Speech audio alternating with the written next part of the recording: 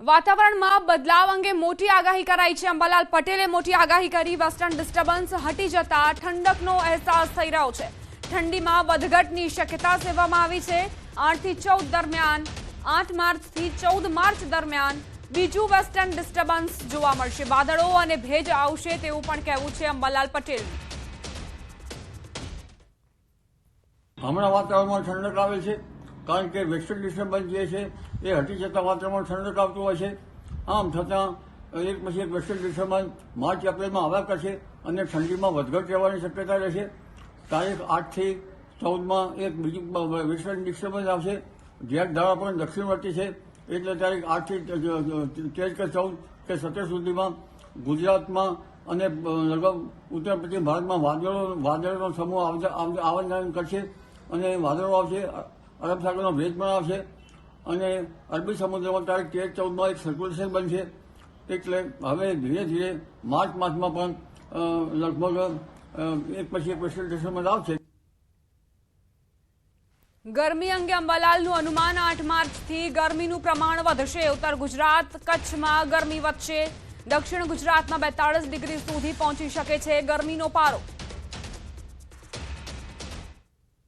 8 માર્ચથી ગરમી વધશે જેમાં ઉત્તર ગુજરાતના ભાગોમાં મહત્તમ તાપમાન લગભગ 17 થી 8 ડિગ્રી સેલ્સિયસ જેવું થવાની શક્યતા રહેશે। કચ્છના ભાગમાં 4 ડિગ્રી સેલ્સિયસ જેવું થવાની શક્યતા રહેશે અને દક્ષિણ ગુજરાતના ભાગમાં લગભગ 41-42 ડિગ્રી સેલ્સિયસ જેવું થવાની શક્યતા રહેશે। મધ્ય ગુજરાતના વડોદરા વગેરે ભાગોમાં 40-41 ડિગ્રી સેલ્સિયસ જેવું થવાની શક્યતા રહેશે। ત્યારબાદ આ વેસ્ટર્ન ડિસ્ટર્બન્સ હટતા ફરી પાછો ગરમીમાંથી ઘટાડો થશે।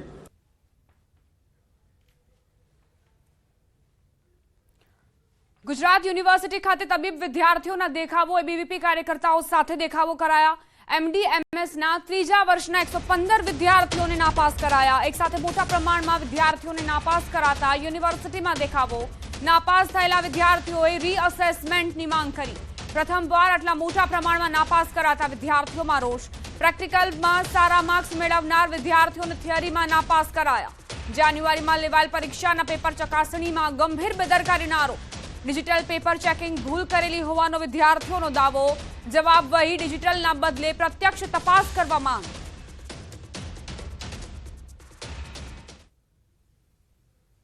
7 દિવસ અગાઉ અમે એક આવેદનપત્ર આપેલો જેની અંદર અમે માંગ કરેલી કે જે એમડીએમએસ એટલે કે પોસ્ટ ગ્રેજ્યુએશન જે કરતા હોય મેડિકલની અંદર એમની પરીક્ષા જે પૂરી થઈને એનું જે રિઝલ્ટ આવ્યું એમાં કુલ 115 વિદ્યાર્થીઓને ફેલ કરવામાં આવેલા છે અને આ રિઝલ્ટ અત્યાર સુધી સૌથી ખરાબ આવેલું છે ગુજરાત યુનિવર્સિટીની અંદર। આની અંદર વિદ્યાર્થીઓની માંગ હતી કે અમારું પેપર પાછું એકવાર રીએસેસ કરવામાં આવે એટલે ફરીથી એકવાર ચેક કરવામાં આવે કે ક્યાંક ને ક્યાંક ભૂલ થઈ છે। એ 7 દિવસ અગાઉ અમે આવેદનપત્ર આપેલો પણ યુનિવર્સિટી તરફથી હજી સુધી એનો કાંઈ રિસ્પોન્સ આવેલો નથી।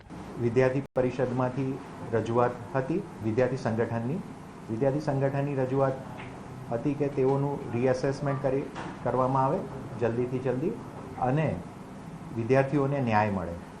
આ અંગે યુનિવર્સિટી પ્રશાસને ખૂબ જ વિદ્યાર્થીઓના વ્યાપક હિતમાં વિદ્યાર્થી સંગઠનની રજૂઆત અને વિદ્યાર્થીઓના વ્યાપક હિતમાં ટૂંક જ સમયમાં રીઅસેસમેન્ટ કરી અને તરત જ વિદ્યાર્થીના હિતમાં નિર્ણય લેવામાં આવશે। હવે આગળ વાત કેનાલમાં ભંગાણની।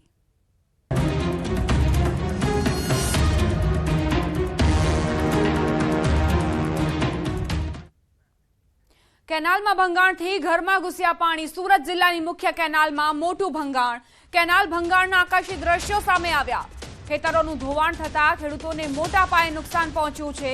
ન્યૂઝ 18 ગુજરાતી પર પડે અપડેટ જુઓ। લોકોએ કહ્યું કેનાલના પાણીએ પાયમાલ કર્યા। માંડવી ઉશ્કેર નજીકની કેનાલમાં મોટું ભંગાણ સર્જાયું। પાણીનો પ્રવાહ બંધ થતા કલાકો લાગે એવી શક્યતા છે। સિંચાઈ વિભાગના અધિકારીઓ ઘટના સ્થળ પર પહોંચ્યા। પ્રવાહ બંધ થયા બાદ જ પાળો બાંધવાની કામગીરી હાથ ધરવામાં આવશે। ત્યારે કાર્યપાલક ઇજનેરે કહ્યું પ્રવાહ બંધ થયા બાદ જ પાળો બાંધવાની કામગીરી હાથ ધરવામાં આવશે। 2 દિવસમાં ભંગાણની કામગીરી પૂર્ણ કરવામાં આવશે।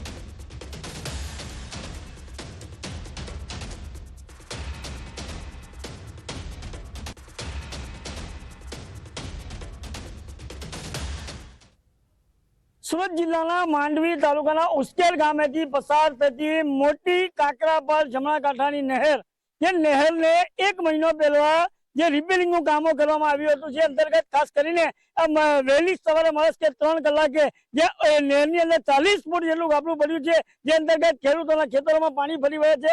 દ્રશ્ય બતાવવાના પ્રયાસ કરીશ કે જે આ ઉશ્કેર રામકુંડ ખાતે આવેલા ખેડૂતોના ઘણા ખેતરોની અંદર હાલ આજે કેનાલ તૂટી જવાના કારણે પાણી ભરાઈ ગયા છે, લોકોનો પાક ધોવાયો છે, તો ક્યાંક ને ક્યાંક કોઈની ખેતીના જવાના માર્ગ ઉપર 5-5 ફૂટ જેટલું ધોવાણ થવા પામ્યું છે.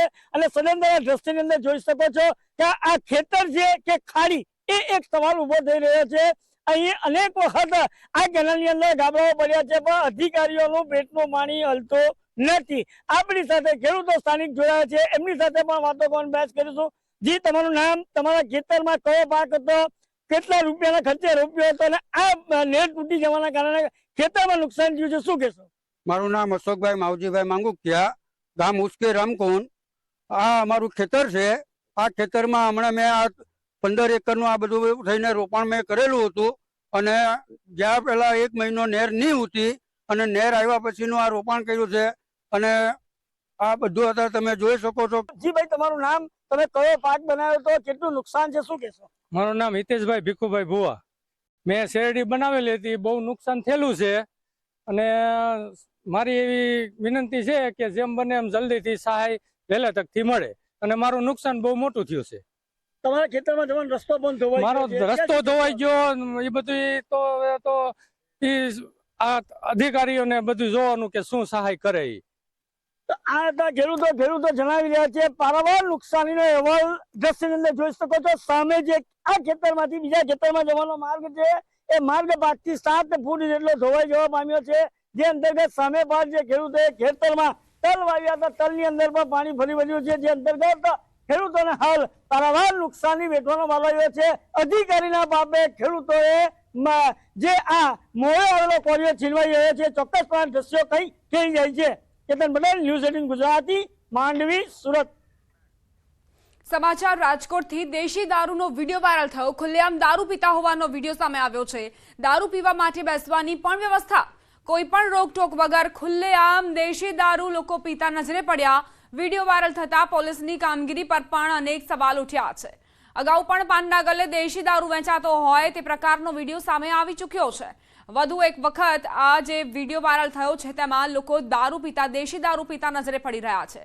સવાલ એ કે ગાંધીના ગુજરાતમાં લોકો પાસે આ દારૂ આવે છે ક્યાંથી? જ્યારે દારૂ બંધી છે, દારૂ નથી વેચાતો, તો લોકો પાસેથી પહોંચે છે કેવી રીતે? સુરેન્દ્રનગરથી સમાચાર. ધ્રાંગધ્રાના પીઆઈ સસ્પેન્ડ કરાયા. રાજકોટ રેન્જ આઈજીએ પીઆઈને સસ્પેન્ડ કર્યા. ફરજમાં બેદરકારી બદલ કાર્યવાહી. એસએમસી ગેરકાયદે કેમિકલ કૌભાંડ ઝડપ્યું હતું. કેમિકલ કૌભાંડ ઝડપાતા પીઆઈ સામે કાર્યવાહી કરાઈ છે.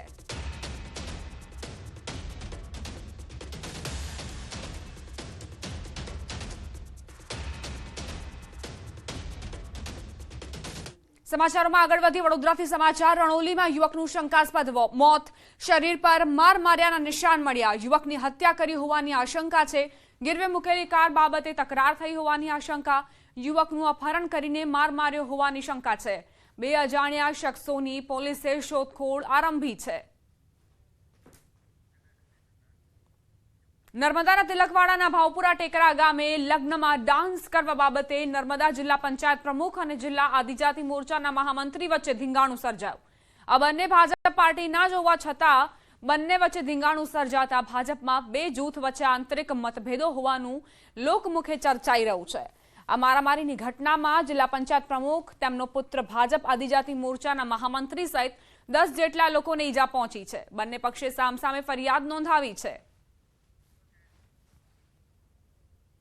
પ્રમુખ એક મનોજભાઈ પર હુમલો કર્યો. ત્યાર પછી અમને ઘટનાની જાણ થતાં અમે ત્યાં પહોંચ્યા તો એ લોકો અમારી પર બી ત્યાંના ગામજનો, અમે જિલ્લા પ્રમુખ છે એવું કરીને અમારી પર હુમલો કર્યો અને ઘણા બધા છોકરાઓને ઈજા પહોંચાડી છે. અને એમને પોતાના હોદ્દાનો દુરુપયોગ કરી સમાજના છોકરાઓ છે છતાં પણ સમાજની લાગણીઓને ઘણો ઠેસ પહોંચાડેલો છે. આ લોકો ત્યાંથી ભાગી ગયા અને તિલકવાડા તાલુકા